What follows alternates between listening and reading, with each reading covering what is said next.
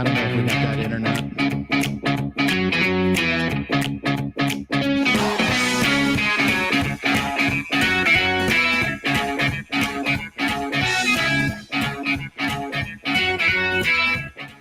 Welcome to the Sports Porch Philadelphia, the Sports Porch Philadelphia podcast, where you can get us on the iHeartRadio app, Apple Podcasts, Spotify, or anywhere you get your friggin' podcasts. Anywhere. And you can always visit us on theporcheslive.com, theporcheslive.com, theporcheslive.com. Click the Philadelphia tab, the only tab that matters. That's exactly right. And thank you for watching us all over the world on social media, Facebook, LinkedIn, YouTube, Twitter. Turkey. Yeah. Belgium. All right, Schwaber, we got a big show tonight because things are starting to heat up all over the place. You got the NHL draft, Mm-hmm. You got, of course, baseball, the Phillies heading into the All-Star break. You got the Sixers and free agency in the NBA. It's just going nuts. So it is. Let's and also follow the Sports Porch Philadelphia podcast. As I said earlier, as you can see down below, if you're watching us, thank you very much. Anywhere you get your podcasts, and we encourage you, leave a review. We would love that. We really would. We would love it. Absolutely. And you can catch the Phillies report before and after every series on the Sports Porch Philadelphia podcast. And Schwaber, I'm going to let you decide. You want the Sixers or Phillies? Let's talk Sixers. Let's set the tone, because hopefully sometime within the next 2 weeks, we'll know what is going to happen. So free agency started this weekend, and a lot of things, started taking place. Some crazy stuff. I'll tell you what, too, like in the NBA, I mean, you can be an average player and you could sign deals that are like, 80 million. Yeah, you can make a lot of money over 4 years. It's crazy. But, a couple big things that happened. Kyrie Irving going back to the Mavericks. People thought that he might be out there potentially for the Sixers at one point in time. Chris Middleton and Brooke Lopez back with the Milwaukee Bucks, so they're going to be real strong next year. A number of players, Eric Gordon has joined the Suns. They look like they're putting together, quite a super team there. But if we pull it back to the 76ers, where do they stand right now? Well, they've lost a bunch of their bench players, which to me is fine. Bang Bang Niang, no more. Oh, I knew you liked him. You just like saying his name. I do. Yeah. I do. And Shake Milton, no longer with the club. And a couple other guys as well. We did do a small move, a 1 year, $3.2 million to pick up Patrick Beverley. That's a good one there because he's a good backup point guard that plays good defense. But really the big question is, what's going to happen with James Harden? Is anything going to happen with Dame Lillard? Is anything going to happen with, DeMar DeRozan or Zach LaVine? Yeah, and Harden opted in, and the talk is that opt in and now trade. Why would you do that? Why would you opt in and then maybe ask for a trade? Well, I think what it comes down to is probably what happened was Harden and his agent sort of surveyed the market, and they determined that there weren't going to be either a lot of suitors or he wasn't going to get the big deal that maybe he thought he was going to get.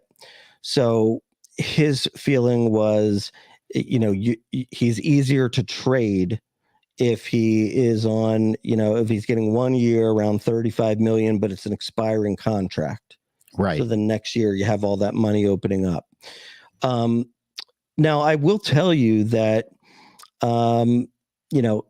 Adrian Wojnarowski of ESPN has said that, it's very possible that he does start the year with the Sixers. Daryl Morey, the GM of the Sixers, is a pretty shrewd guy with trades, meaning he really, really tries to win the trades. He tries not to give up much of anything. And so here's kind of where we are now. The guy to get is Dame Lillard. Right. So, otherwise known as Dame time. This is the guy who can hit the shot at the end of the game. This is the guy when there's 5 minutes left in the game, he can take it over and he can just will you to a title if you've got like an Embiid who is the MVP of the league, but with Dame on the team doesn't really have to be even the go-to guy. Right. Right.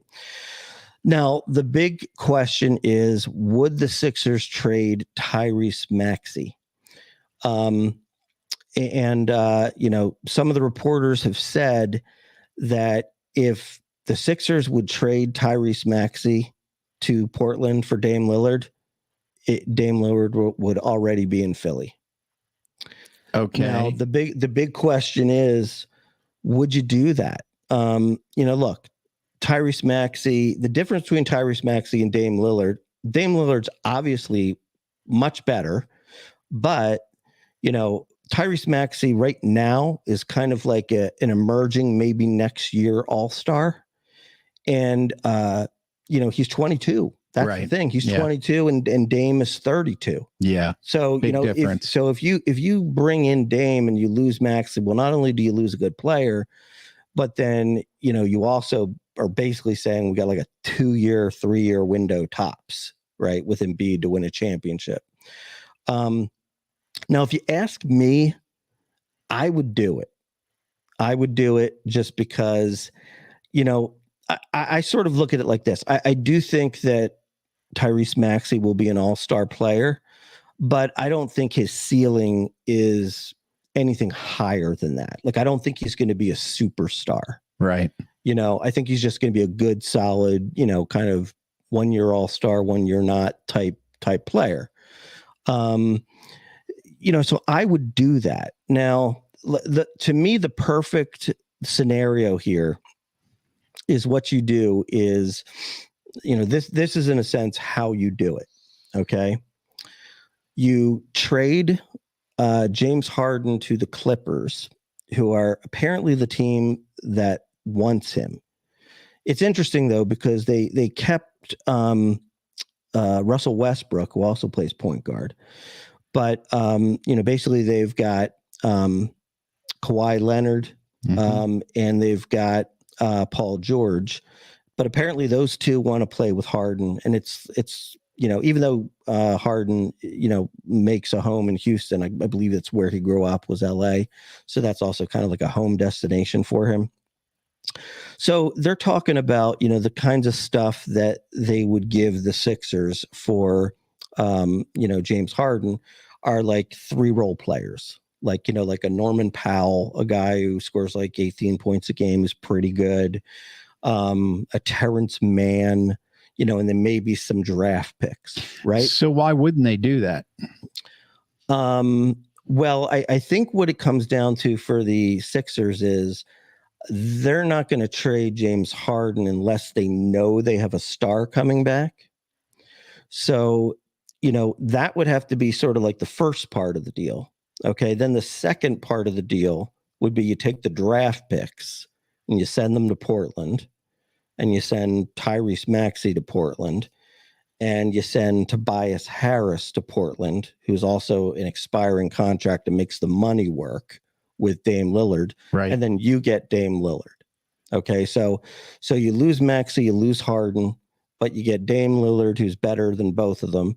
And you get 3 good, solid role players out of it. Right. Right. So you have somewhat of a bench. So it's a 3-team trade. Yeah. So like that I think is the best case scenario. Now, unfortunately, I don't think that's going to happen. Now, this could just be positioning, but Daryl Morey apparently is telling teams right now, if you want Tyrese Maxey, just keep walking.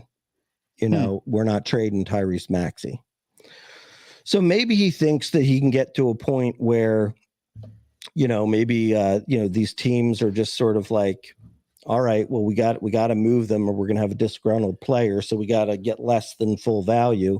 Maybe he's trying that, or maybe he's just sort of positioning it to where, when he finally agrees to give up Maxey, that's what gets the deal done over a deal with the Heat. So here's the other problem in this scenario. The other problem in this scenario is that Dame Lillard's number one choice is to go to the Heat. Right. Who doesn't want to go to Miami? Right. First of all, who doesn't want to go to Miami? Hang out at South Beach. They got Eric Spoelstra, who's the best coach in the league. They got Jimmy Butler, who's a dog, and they got Bam Adebayo, who's a dog. And even though they weren't really that good this year, they still made their way to the finals. Right. Right. So, that's his number one destination. Now, he doesn't have, any kind of protection in terms of like being able to choose where he goes. And the Trailblazers said, hey, look, we got to make the deal that's right for our team. So if Philly comes up with the best deal, he'll go there, he'll say to himself, okay, I get it. I can play with Embiid and, we got a chance to win. But still the fact that he wants to go to Miami, is an issue. Yeah. Then there's also sort of more in the Sixers' favor. The best they can come up with, as a young player to give to Portland is Tyler Hero, and apparently they're not really that high on Tyler Hero. No, and he's certainly not as good as Maxey. He's not a hero. I will be your hero, baby. That's what I was waiting for. Enrique Iglesias is more of a hero, than Tyler Hero. Thank you. But he's a nice player. He's good 3-point shooter, but he's not gonna. You can't mold a team. He's not going to knock your socks off. Right. Now, here's kind of the flip side of this whole thing. While I'd say that's plan A, I think there's a very strong plan B as well. Okay. Plan B is apparently the Chicago Bulls they sort of want to do a tank, and they want to just disrupt their team because they've had a really good roster, but they can't get out of the first round for years. So you got two really good players there. Zach LaVine, who's like an athletic wing who can hit 3-pointers. He can dunk. He's an all-star. And you got DeMar DeRozan, who is also an all-star player who, could really provide good scoring for the Sixers. And here's the thing. You don't really have to give up that much for those guys. Because number one, they want to get rid of them. Number two, it's a very easy dumping ground for Tobias Harris because it'll work with the money to get him off your books. And again, you do the Harden trade with the Clippers and you get a bunch of role players. Maybe you swing a role player to them, a younger role player that's pretty good, and you swing over all the picks that they give you. So that's another scenario that could work out.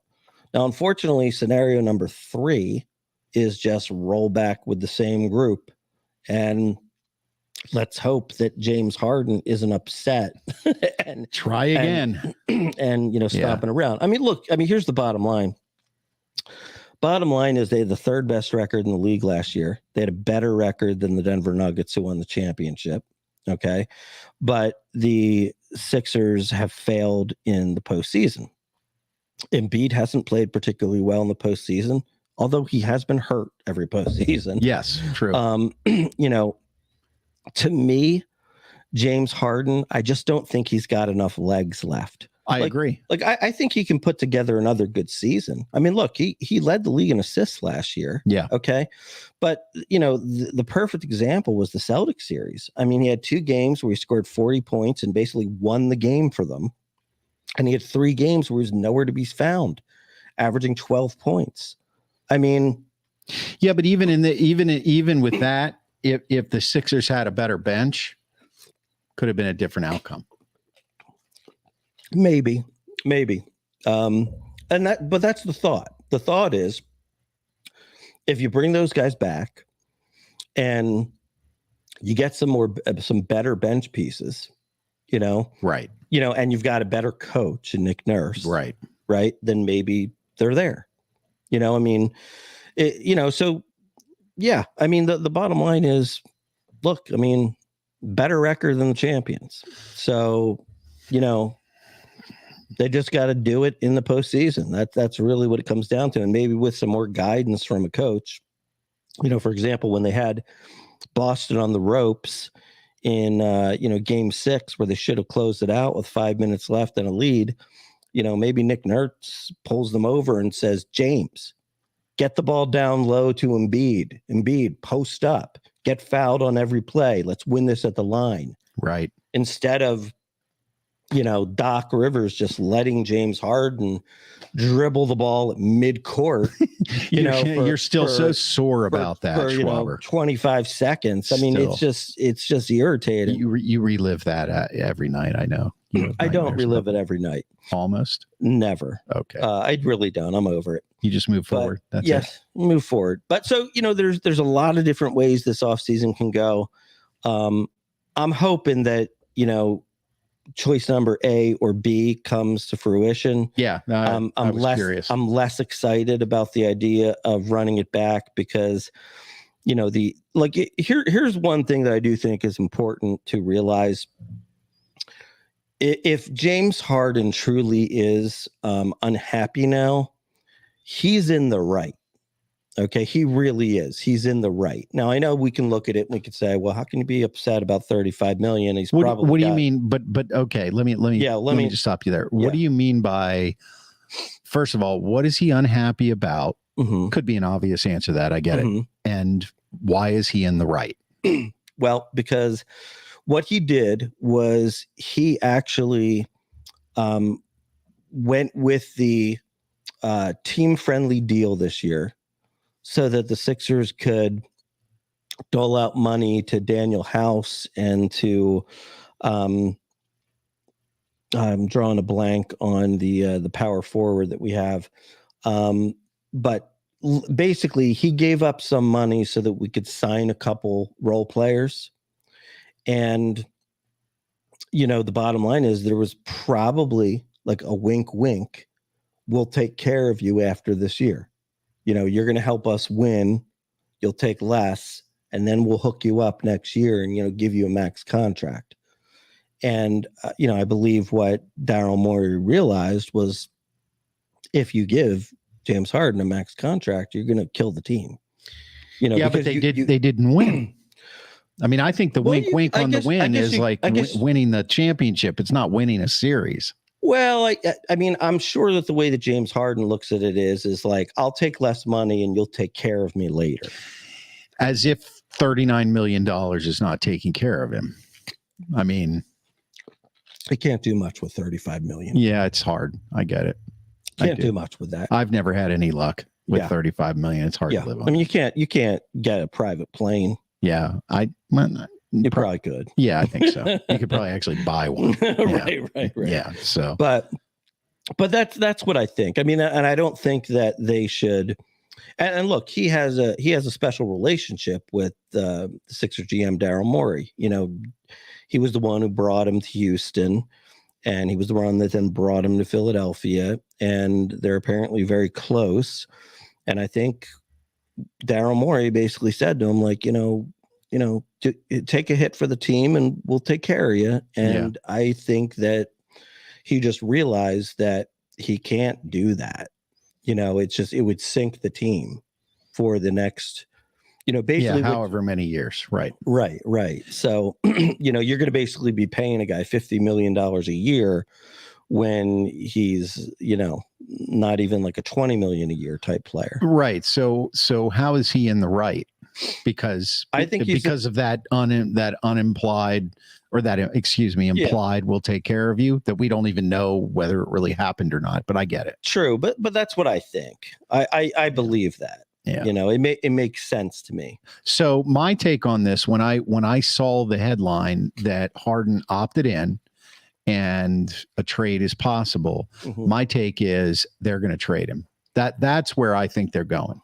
And whether or not that gets done with the Clippers or with anybody else, I mean, that's anybody's guess, because I think that Harden knows that his time in Philly is up. And I think you're right from the sense that they obviously tested the market, because if he didn't opt in, he was a free agent.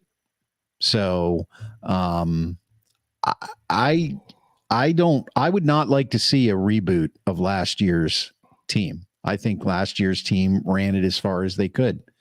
And I think a new coach needs some new blood. Mm-hmm. And I think that Harden, as hard as he played and as good as he's been, I got the sense just by when you would talk about the way he would play, and every time he dribbled, he's looking for the foul and all that. It's kind of like there's a little bit of a prima donna. Yeah, he's a complainer. Right. You know? So let's move on. Yeah, I agree. So we'll see what happens. This is one of those things where, you've got the Bulls, you've got the Heat, you've got Portland, you've got the Sixers, you've got the Clippers, and there might even be another team involved, maybe like the Knicks or somebody like that.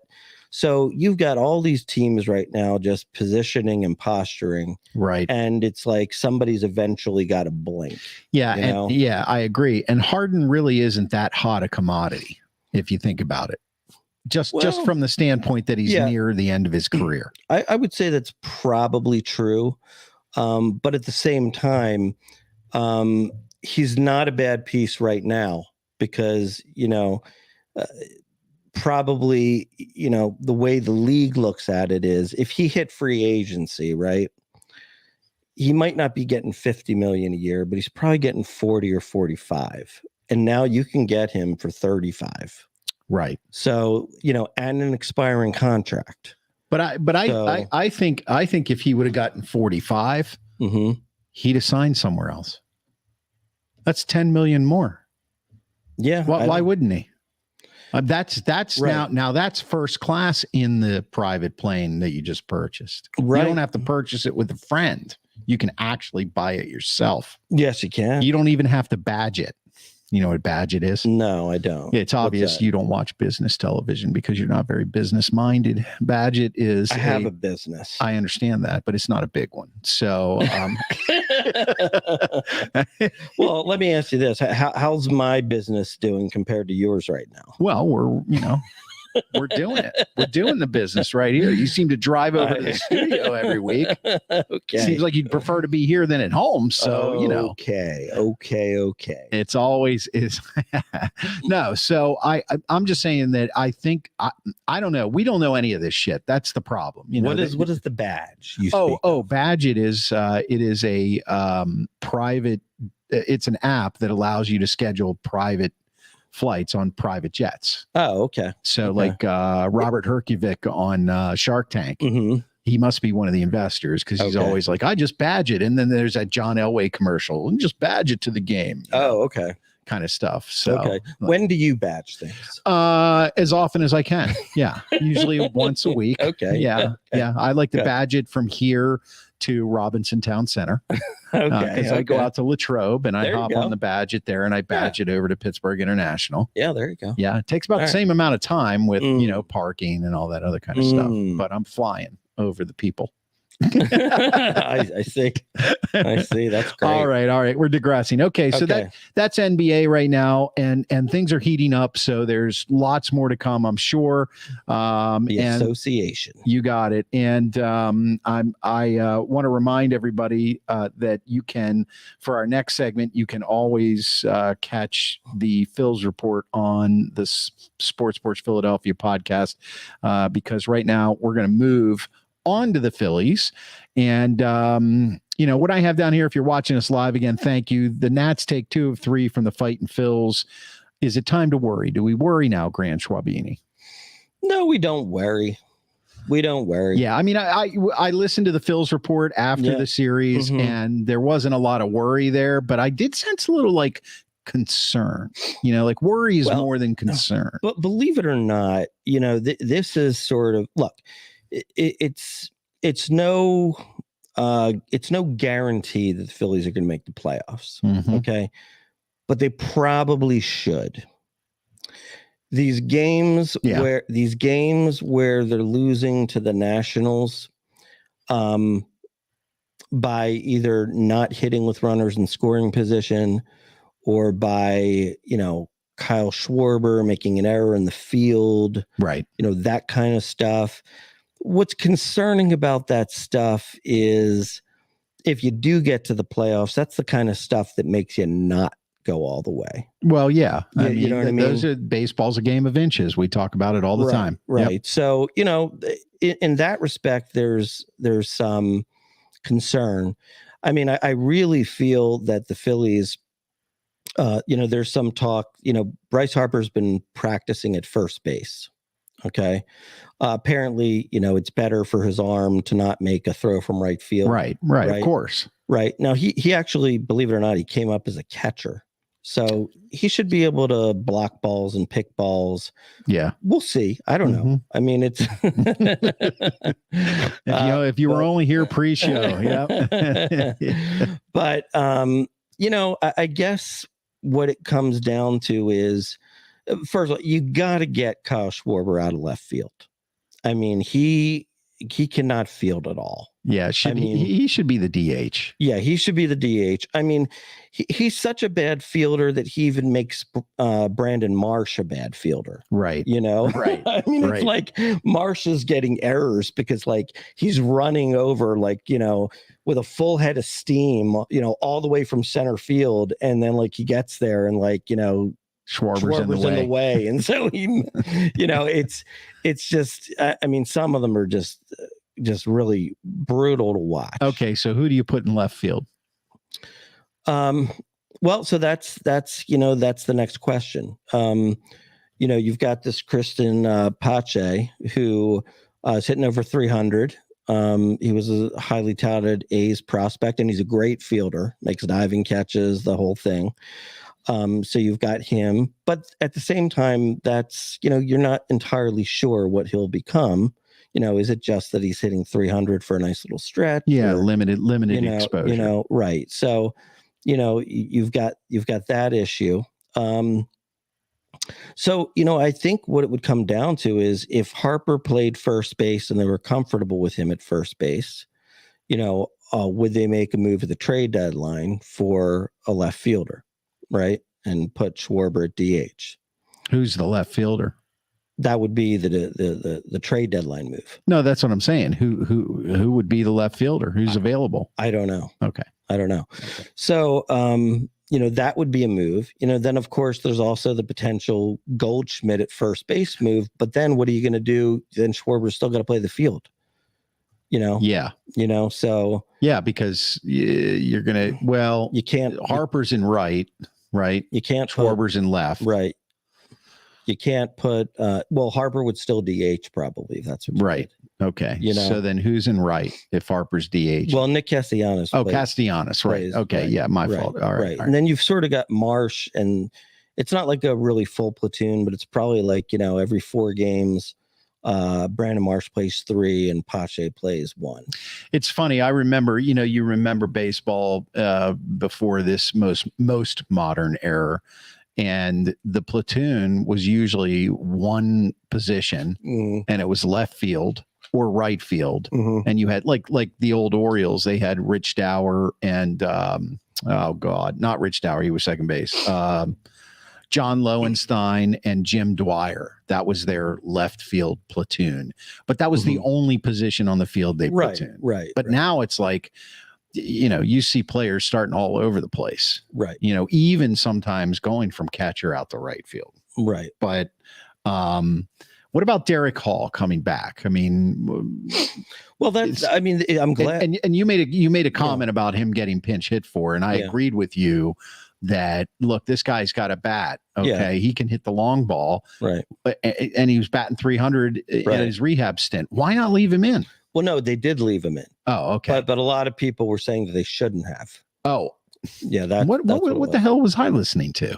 Well, I must have been listening to the alternate reality Phil's update. Yeah. You got to really, have your head in it. You can get that on the Heart Eye radio app, not the iHeart radio app. Right. All right. Sorry about that. Okay. But that's unfortunately, the thing is though, with Derek Hall, this is probably going to be like a short-lived stint, because what's going to happen is they're going to put Harper out there, and then there's nowhere for Derek Hall to play.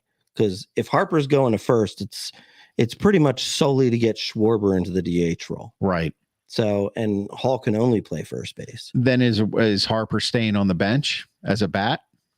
And sometimes, yeah. Well, Harper's going to need a rest. Well, you could have Hall out there at times, and then you put Harper DH. But the problem though is that Schwarber's almost got a DH every game because you have to have him out there. I mean, you have to have his bat. Yeah, you have to. I mean, even if he's hitting 190, he's got 22 home runs.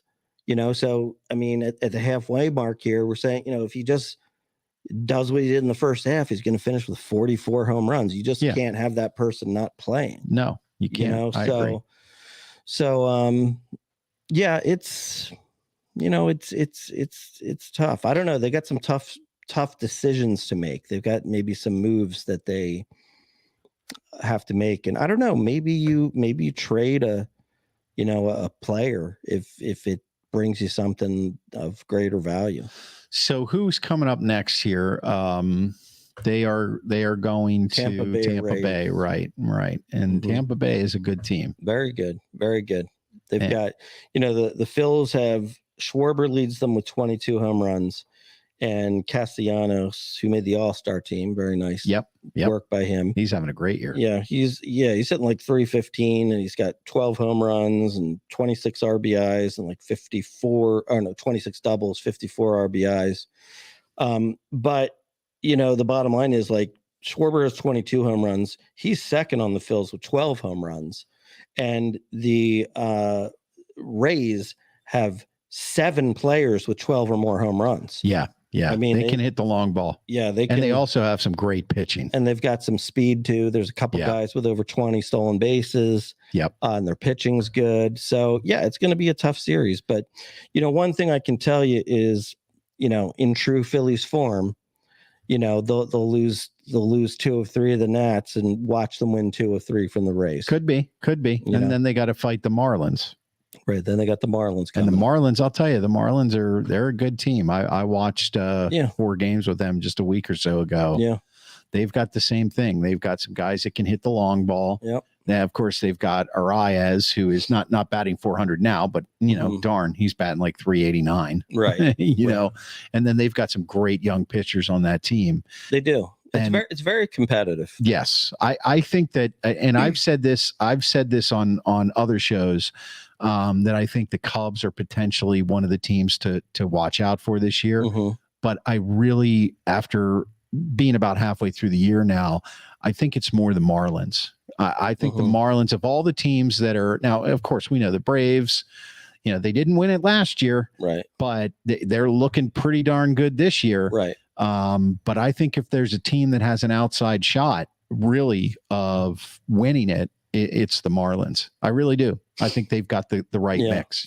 See, exactly what you want to happen is, you want the Phils to get a wild card, and you want the Marlins to get the wild card, and you want the Marlins to take the Braves out. Right. Exactly. And it'll like take everything they've got to take the Braves out, and then they're just like dead for the Phillies. That's kind of what happened to the Phillies. That's kind of what happened to the Phillies last year. Yeah, right. Exactly. Yeah. So that being said, if the Phils can manage to hang in there and catch that number 3 wild card spot, they could be in a position to replay that whole thing. They could, it's I think it's really going to depend on how their pitching holds up the rest of the year, because I think their hitting is going to take care of itself. Yeah. Harper hasn't been hitting the long ball, but we know he's still trying to recover. Right. Schwarber did heat up in June, and once he heats up, as far as I'm concerned, average wise, I hate to say this because I don't want to jinx him, but he really still has no place to go but up. Right. He doesn't. And then you've got Bohm. What did you call him? Bohm Run. Yeah, I love that. Did you coin that one, or did you steal that one too? I stole that one too. Come on, Schwab. Are you ever going to come up with anything original in your life? Sure. Okay, sooner or later. Other than the Grand Schwalbini. Trey Turner Farms. There you go. Perfect. Perfect. Okay, listen, folks, once again, thanks for watching. If you're watching on social media live, we do drop the podcast right after the show on the Sports Porch Philadelphia, obviously iHeartRadio app, Apple Podcasts, Spotify, anywhere you get your podcasts. And you can always catch the Phillies report before every series on the Sports Porch Philadelphia. The Grand Schwalbini recaps the previous series, gives you some things to look out for the next one. And something that we are going to be doing in the future. We do have a new technology which allows us to take phone calls from he's going to bring that out. So we're not gonna give that number out right now. But a few select people do have it, and if you have an intriguing question, feel free to ring the phone, and you'll be the first caller on the program. That's right. And you may actually, and Mark will send you a free toaster. Yes. Yep. No, we're good on toasters. Yeah. Well, do they? Okay, he'll send you a box of free bagel bites. Oh, there you go. There it is. There you go. You were waiting for that. You were. Okay, listen.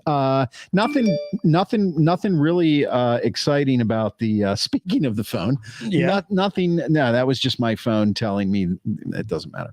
Flyers time. I was going to say. Speaking of nothing really going on. Obviously, well, we have to tease this a little bit. Look, everybody's starting to get kind of excited for football season because a lot of the positioning is over with now. The draft is over with now. They've had OTAs.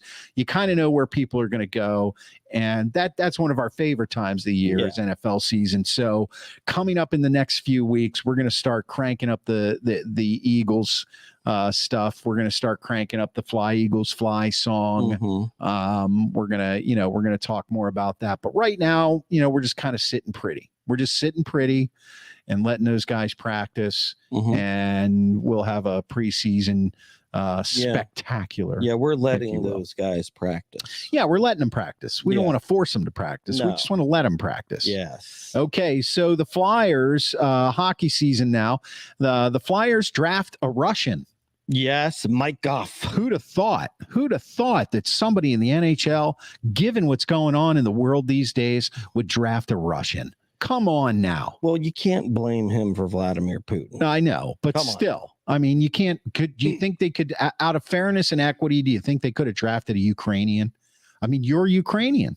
Well, look at you guys looking at each other. This is crazy. I don't know.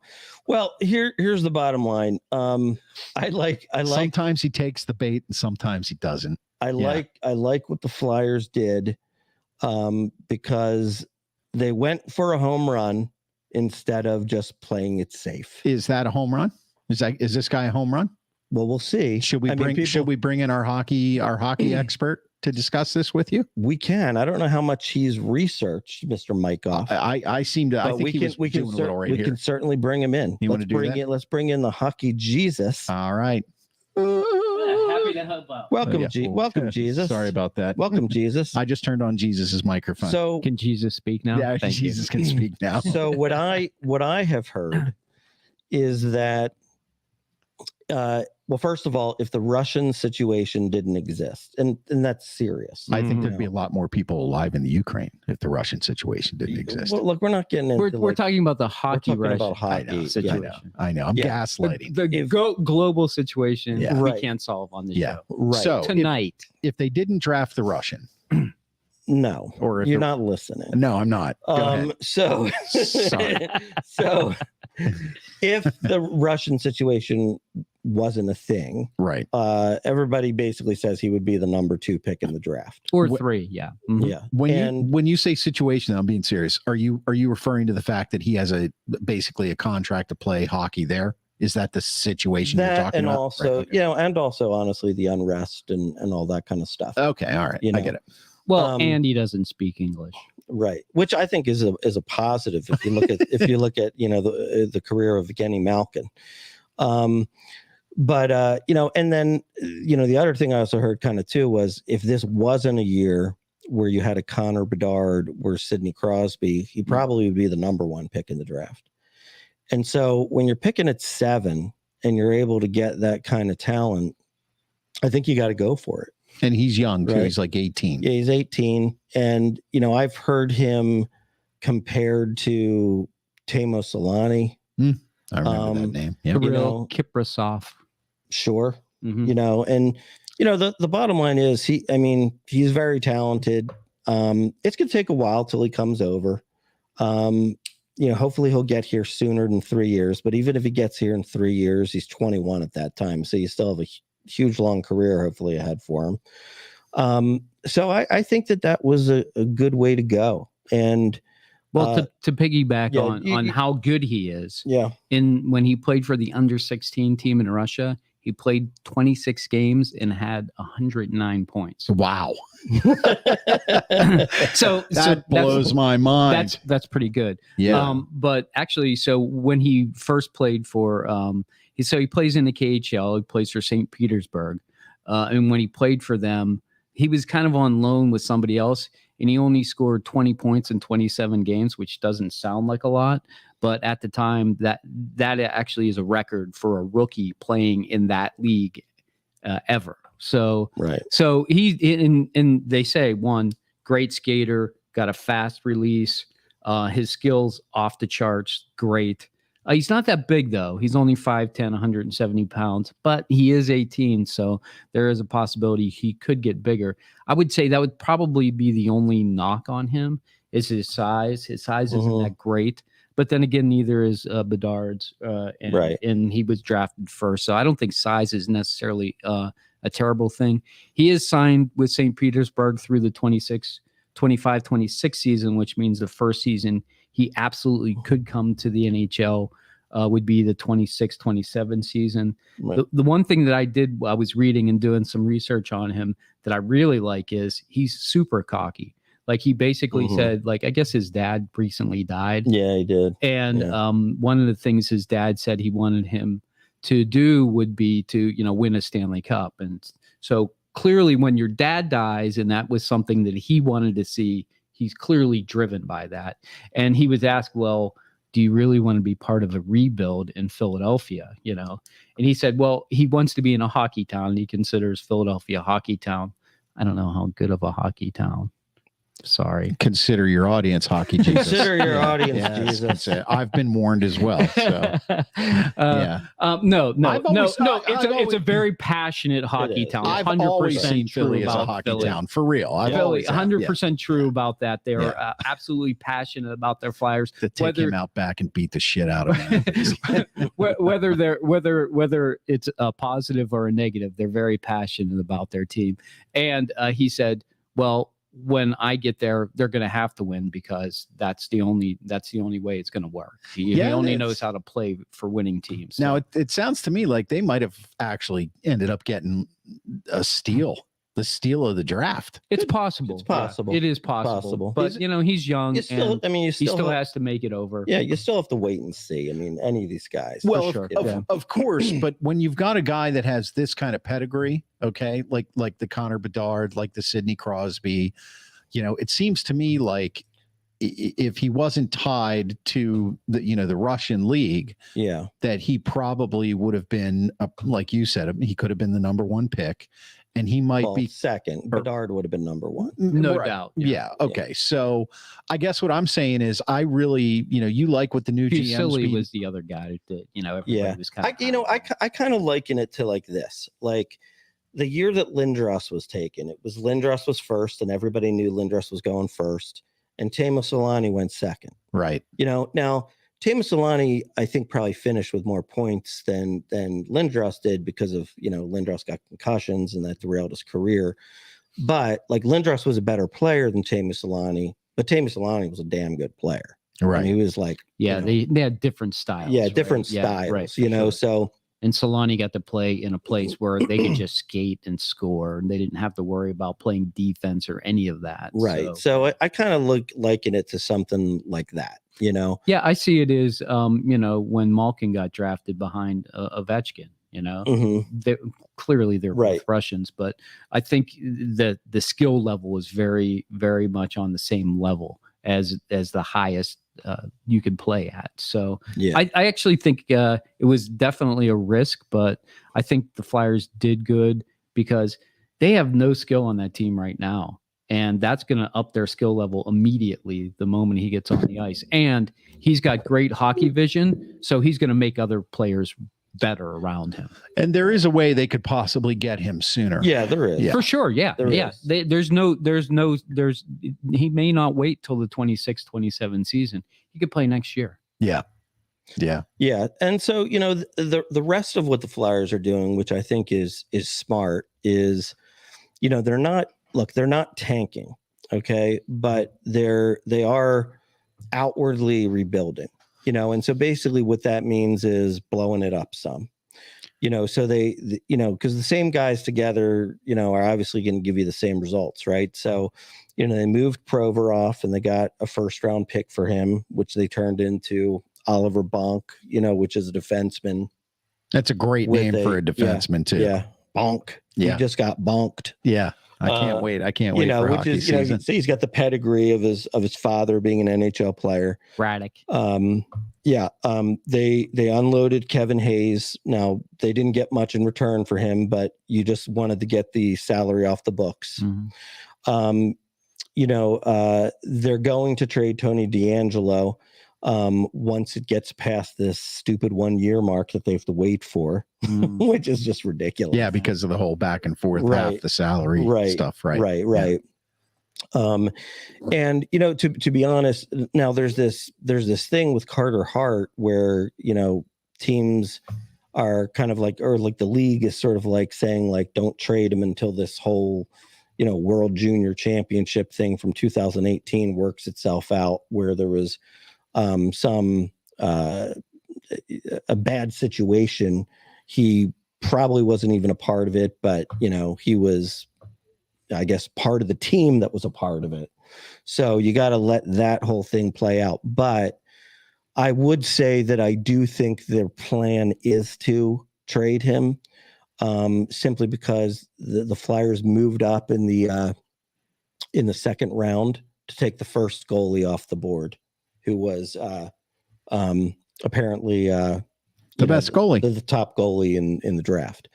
And the other thing too, which to be honest, I don't know that much about it, but I also think what was actually interesting too was not only did they draft that guy, but with their next pick, they also picked another goaltender.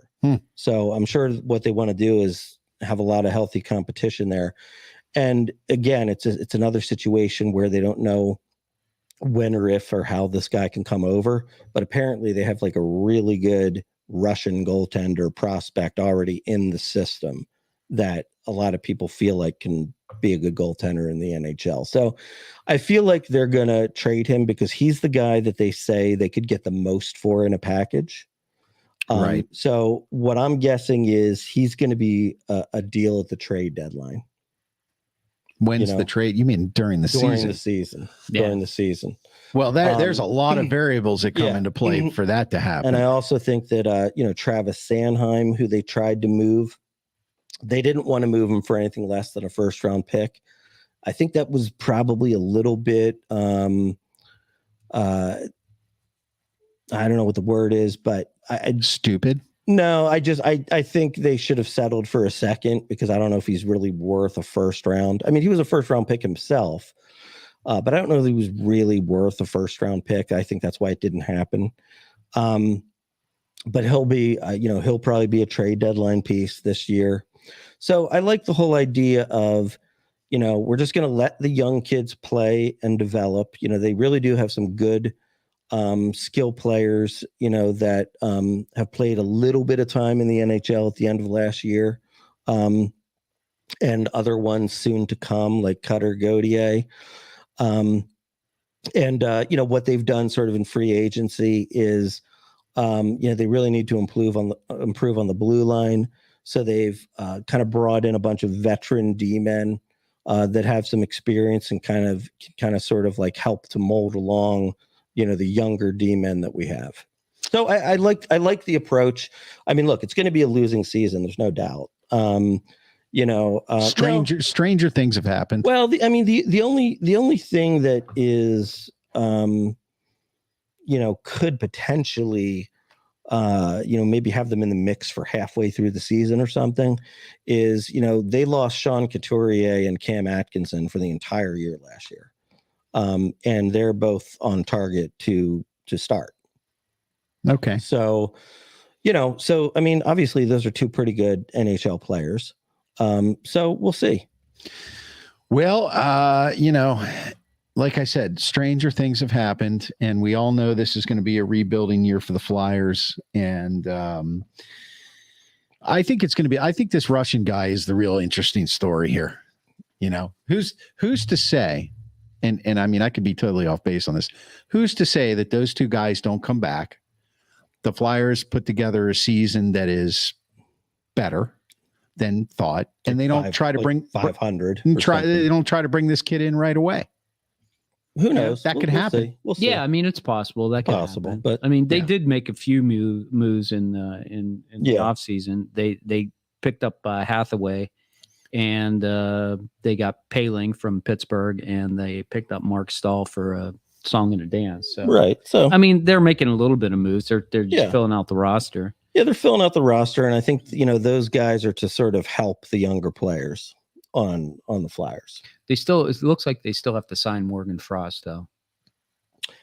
Are you sure about that? I mean, I think it's what it's showing on Cap Friendly right now. He's restricted for this year. Yeah, okay. That's a kid you want to get under contract. Right, exactly. Like, you definitely want to sign him to like a 3 or 4 year deal for like $2 or $3 million. Yeah, definitely. So I mean, if you look at it, like, you could look at the top 6 would be, let's say Atkinson, Couturier, and Konechny, and then you have Frost and potentially Gauthier and Forster. Mm-hmm. And then you have like Lawton centering the third line with Paling and somebody else. So it's not terrible. I mean, they'll compete, but obviously they're not sending out like 4 solid lines. Right. Right. So but there'll be a level of compete there, I think. Okay. Well, listen, let's thank Hockey Jesus. Thank you, Hockey Jesus. Thank you, Hockey Jesus. Hey, you're welcome. Sorry about the little Philly slam there, but I'm just giving it like I get it. You can't help it. Can't help it. Well, but we have to take it at this point. Yeah, we do. And we'll just, you'll be back. Yeah. We'll be ready to give it You'll back be when going the time is coming ready. And the Penguins will be going down. There you go. All right, Hockey Jesus. We'll see you on the next show. All right. Peace out. All right. Follow the Sports Porch Philadelphia podcast on Spotify, Apple Podcasts, iHeartRadio, whatever the hell I just said, or anywhere you get your podcasts. And obviously, if you want a little warm sports hug and you're kind of missing Philadelphia, you can always go to theporcheslive.com, theporcheslive.com. Theporcheslive.com. Click on the Philadelphia tab, the only tab that matters. All right. Well, we'll be coming back around next time. Let's see. Tomorrow's the 4th. It's going to be halftime of the Major League Baseball, the All-Star games next Tuesday. You betcha. So we're going to have a Monday night, we'll have a Monday night Sports Porch Philadelphia. So maybe we'll do a little halftime analysis or mid-season, as we should say, in MLB analysis and grade the Phillies. What do you say, Schwalber? I would be up for that. Okay. Well, and you give me your grades and I'll give you mine. I accept your invitation. All right. And with that, we are out. This has been the Sports Porch Philadelphia. Remember, we drop the podcast right after the live show on social media all over the world on Facebook, LinkedIn, YouTube, and Twitter. Thank you for listening. You can get the Sports Porch Philadelphia on the iHeartRadio app, Apple Podcasts, Spotify, or anywhere you get your friggin' podcasts. And as we just said, you can always visit us at theporcheslive.com, theporcheslive.com. Theporcheslive.com. Click the Philadelphia tab. The only tab that matters. The only one that matters. And we want to give special thanks to Hockey Jesus. Thank you, Hockey Jesus. We worship his puck at the altar all the time. And tomorrow is America's birthday. Happy birthday, America. Happy birthday, America. We are out.